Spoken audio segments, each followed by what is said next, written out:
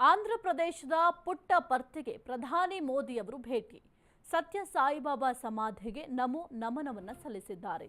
CM Chandrababu Naidu, DCM Pavan Kalyan ಸಾಥ್ ಕೊಟ್ಟಿದ್ದಾರೆ. ಸತ್ಯ ಸಾಯಿಬಾಬಾ ಶತಮಾನೋತ್ಸವ ಈ ಕಾರ್ಯಕ್ರಮದಲ್ಲಿ ಭಾಗಿಯಾಗಿದ್ದಾರೆ. ಪುಟ್ಟಪರ್ತಿ ಸತ್ಯ ಸಾಯಿಬಾಬಾ ಜೀವನ ಬೋಧನೆಗಳು ಸ್ಮರಣಾರ್ಥ ನಾಣ್ಯ ಮತ್ತು ಅಂಚೆ ಚೀಟಿ ಬಿಡುಗಡೆ ಕೂಡ ಮಾಡಲಾಗಿದೆ.